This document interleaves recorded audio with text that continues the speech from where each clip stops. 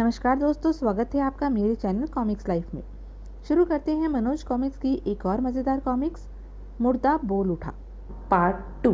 वीरेश्वर से सारी बात जानकर माँ ने उससे कहा, यदि ऐसी बात है बेटा तो तुम देरी न करो और इसी समय राजमहल में जाकर राजा भैरव सिंह से भी लो।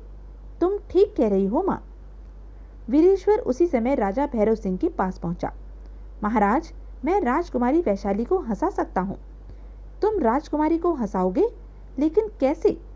महाराज, मैं राजकुमारी वैशाली को ऐसी मजेदार कहानियां सुनाऊंगा जिन्हें सुनकर वे उदासी छोड़कर खिलखिलाने पर मजबूर हो जाएंगी।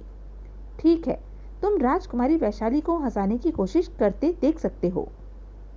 तब भैरव सिंह वीरेश्वर के साथ राजकुमारी वैशाली के कक्ष में पहुंचे। बेटी वैशाली, यह युवक तुम्हें कहानियां सुनाना चाहता है।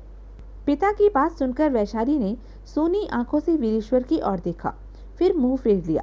तब राजा भैरव सिंह के निर्देश पर वीरेश्वर शैया के पास पड़ी कुर्सी पर बैठ गया। तत्पश्चात वह राजकुमारी से बोला, राजकुमारी जी, आप हुंकारा भरें या ना भरें, लेकिन आज मैं आपको एक ऐसे पति पत्नी की कहानी सुनाता हूँ जो अत्यंत बूढ़े थे। उन दोनों में परस्पर बहुत प्रेम था, लेकिन साथ ही साथ दोनों बहुत जिद्दी भी थे। फिर भी दोनों में अच्छी गुजर रही थी। एक दिन जब खूब मूसलाधार वर्षा हो रही थी तो बूढ़ा रामदीन अपनी पत्नी कौशल्या से बोला, कौशल्या, बरसात से मौसम सुहाना हो गया है। यदि ऐसे में पकोड़े खाने को मिल जाएं तो मजा आ जाए। मैं अभी देखती हूँ कि घर में बेसन है या नहीं। कौशल्या ने तुरंत अंदर जाकर बेसन के डिब्बे को देखा, फिर रामदीन से बोली, इसमें तो थोड़ा सा बेसन पड़ा हुआ है। अब इस बारिश में बेसन लाने के लिए कौन घर से निकले? अतः घर में जितना भी बेसन है, इससे जितने पकोड़े बने बना लो। जो भी पकोड़े बनेंगे उसे हम दोनों मिल बांटकर खा लेंगे। ठीक है। कौशल्या पकोड़े बनाने में जुट गई। कुल 7 पकोड़े बने। तब कौशल्या ने पकोड़े का बंटवारा इस प्रकार किया। उसने रामदीन की तश्तरी में 4 पकोड़े और अपनी तश्तरी में 3 पकोड़े रखे।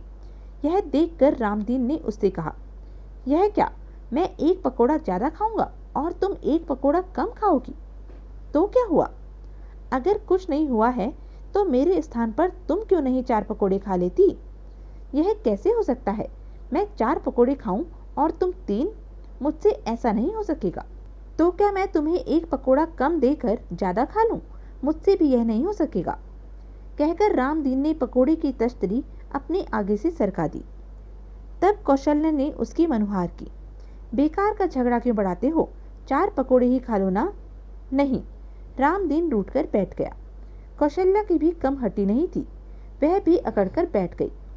ठीक है, मत खाओ मेरी बला से। दोनों एक दूसरे से रूठे बैठे रहे। पकोड़े न जाने कब के ठंडे हो गए थे।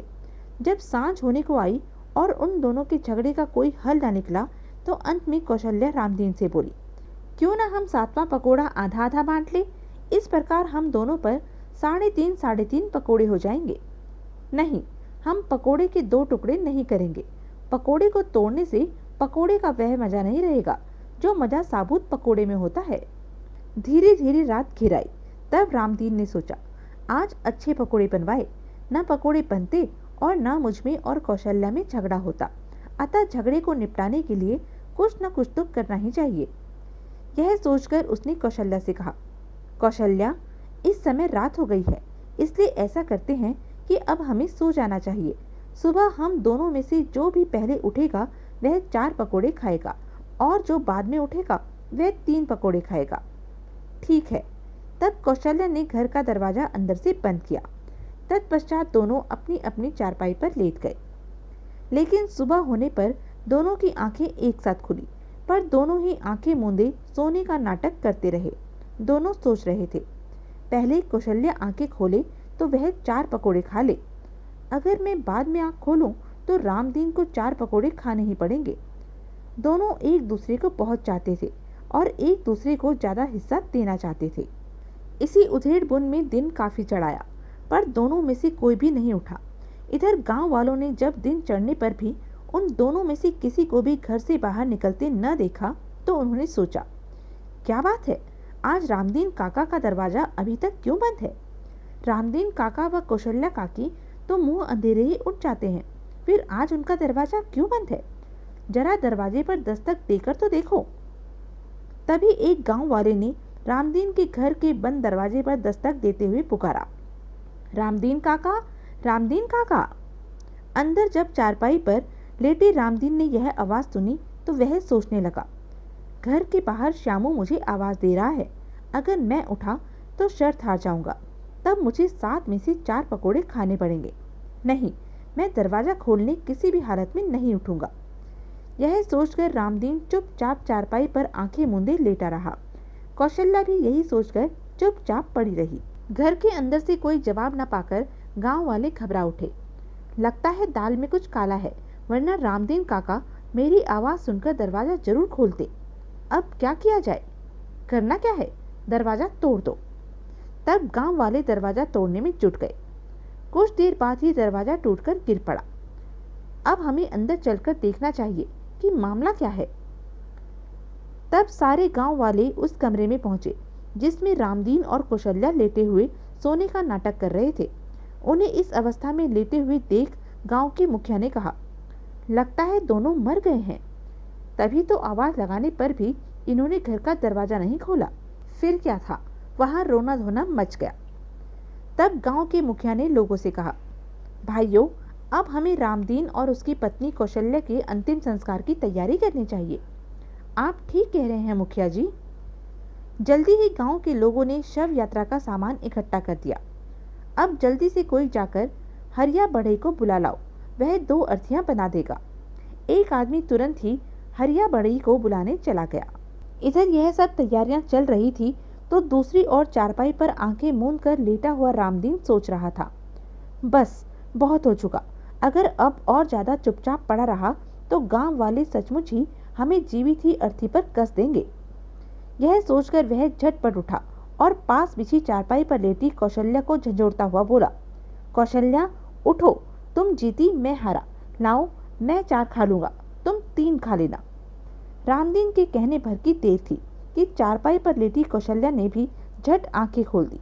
यह देखकर गांव वाले भय से चिल्ला उठे, अरे रामदीन काका व कौशल्या काकी पुनः जीवित हो गए। लगता है इन दोनों में भूत ने प्रवेश कर लिया है, तभी तो ये मरकर जी उठे हैं। तब तो यहाँ से भागो, वरना ये भूत सबको खा जाएंगे। तब सभी गांव वाले सिर पर पैर रखकर वहां से भागे। भूत भूत भूत भूत भूत भूत चिल्लाता हुआ जिसे जिधर सूझा वह उधर ही दौड़ पड़ा। रामदीन और कौशल्या गांव वालों को भागते देखकर हंसने लगे। वाह, गांव वाले तो हमें भूत ही समझ बैठे। तब रामदीन और कौशल्या ने मिलकर एक दिन के बासी पकोड़े खाए। पकोड़े खाने के पश्चात रामदीन गांव की चौपाल पर पहुंचा। उसे देखते ही गांव वाले चिल्लाकर भागने लगे, भूत भूत, भागो यहाँ से।